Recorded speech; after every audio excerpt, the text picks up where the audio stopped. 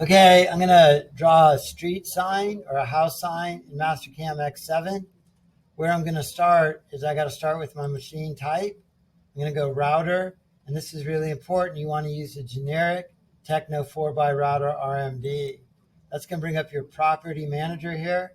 If you have another one, different machine group, you could right click on there and then delete that machine group.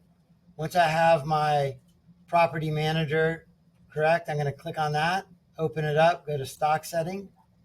I'm going to make this stock the size of my board. Let's say it's 10 inches long by 3 inches high, and then 3/4 of an inch thick. I want that arrow in the center at the top the way it is. I want to see this box on my screen. I hit display. Right down here is a green check mark. Then F9 on my keyboard gives me my Cartesian axes. So now that I set up my stock, next thing I'm going to do is create my geometry. That's going to be under create right here. Create letters. So I'm going to come down here to letters. If my board is 3 inches high, 2-inch letters will probably work. And you probably want a fair bit of spacing, like if you have 2-inch high letters, maybe 0.6, 0.7 inches between them. You could set this to whatever your address is, 24995. Whatever your address is, you could put a road name on there too, or just an address. I'm going to hit the green check mark, and then I'm going to click on my screen, and it's going to put those numbers down. After I do that, I hit the escape button to get out of that control. And those numbers actually look like a pretty good fit for that sign. They just need to get moved. So now that I have them there, I'm going to go X-form drag. What do you want to select? I'm going to draw a window around these numbers. When I'm done selecting it, I have to hit this green ball. I'm going to try and grab like the middle of the 9 and drop it right on the origin. No, actually, I'm not. I'm going to move it over a little bit so they look pretty well centered. I'm going to click there. When I'm done clicking, then I hit the green check mark. If you're getting a copy instead of a move, this button up here is a move button. This button right here is a copy, so move has to be selected. And then I'm going to hit that green check mark because I'm done the operation. Up here is fit screen. And then now that my geometry is all done, I'm going to toolpath it. So I'm going to go to toolpath. I'm going to just cut it out with the contour. I'm going to name that contour. I'm going to select it with a window. So right there is a window. I'm going to draw that window all the way around my artwork. And then I got to click inside so it changes color. When I'm done with that, I'm going to hit the green check mark.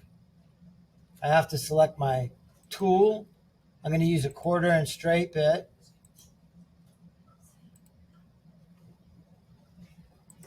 And I'm going to set the feed rate at 100. And the plunge rate at half that at 50. This blue plus mark here is going to hold that setting. I'm going to go to holder, nothing, no changes. Cut parameters. I actually want the actual cutter to run down the center line. So under compensation type, I'm going to hit off. Hold that setting. Depth of cut, always less than the thickness or the diameter of the cutter. So I'm going to put this at 0.2. This is 0.25 diameter cutter. Lead in, lead out, I'm going to turn off. Breakthrough, no changes. Multi-passes, no changes. Tabs, I'm not going to use for this. And then linking parameters. I'm going to make all of these absolute. Blue is going to hold my settings. Green means I'm done the operation, but I got to set my depth. This is how deep it's going to go into the board. I set the top of stock at 0, so this has to be a negative number. I'll go negative 0.15 for my depth. And now I'm done toolpathing it. When you're done this point, your MasterCam portion is really done. So I would go File, Save As, and save it on the design server and create a folder under your name and put it in there. if this computer is going to crash, it's going to crash on the verify step. So I'm going to verify it only after I save it. I hit verify. This is going to run an animation of it. I'm going to watch that animation in an isometric view. If it looks like it's cutting it correctly, if that looks good and there's enough room between your numbers, if that's what you're after, then you're ready to post it. Posting it is converting all this information, this vector information, into numeric code. Because there's no internet out in the shop, you have to post it onto a flash drive. I put a flash drive in, I hit G1 post. I got to make sure this post is going to be a Techno 4x router.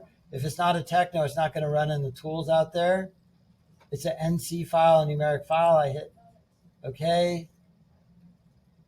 I'm going to post it here. I'm going to name it. And now it's turning all this vector information into the numeric code, and that's what I'm going to run out in the shop. So it takes a while to generate that code. That's what it's doing right now. And then here's my code. And then on the flash drive, I'm going to take the flash drive with this code into the shop. And this is the file I'm going to run. The next step is to air run it, set your origin way above your actual stock and run it. And make sure it's not going to do any damage. And if everything works, then bring your bit down to the center of your stock here, just touching it, and re-zero it.